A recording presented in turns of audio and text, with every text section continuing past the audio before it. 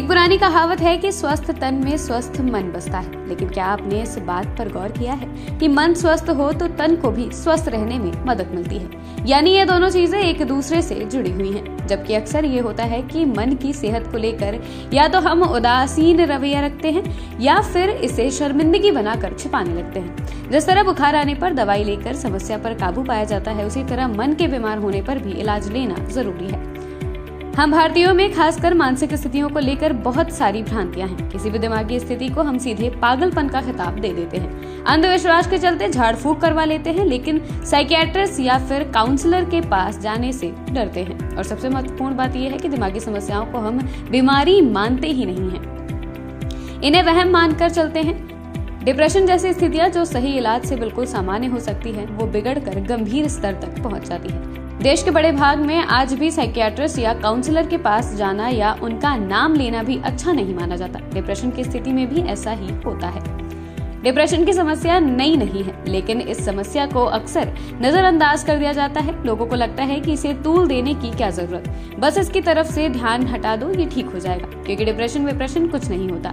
Research ये साबित कर चुकी है कि यदि डिप्रेशन की स्थिति को समझते ही मरीज को इलाज मिल जाए तो आत्महत्या जैसी घटनाओं को बड़े पैमाने पर रोका जा सकता है। लेकिन होता अक्सर इसका उल्टा है। वर्तमान में कुछ प्रतिशत लोग इस समस्या को लेकर जागरूक तो हुए हैं, लेकिन वो भी कई सारी भ्रांतियों में जकड़े हुए हैं। इसलिए जरूरी है कि सही जानकारी रखें और असमंजस में ना पड़ें।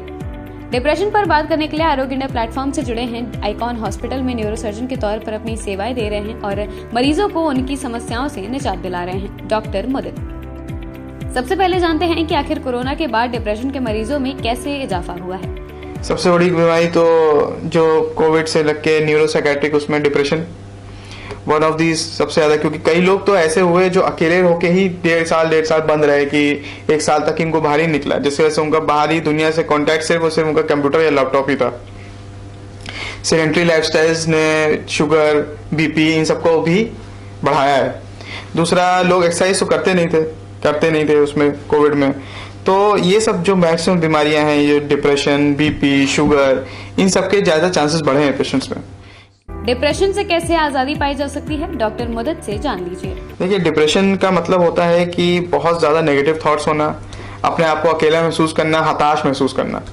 ठीक है, वो किसी भी वजह से हो सकता है कोई ऐसी पर्सनल लाइफ में कोई दिक्कत चल रही हो, प्रोफेशनल लाइफ में दिक्कत चल रही हो। डिप्रेशन का फर्स्ट स्टेप है कि उसको रिकॉग्नाइज करें। आज जो आपके आसपास लोग हैं उन लोग को पहचाने, क्योंकि एक डिप्रेस्ड व्यक्ति खुद नहीं जाता।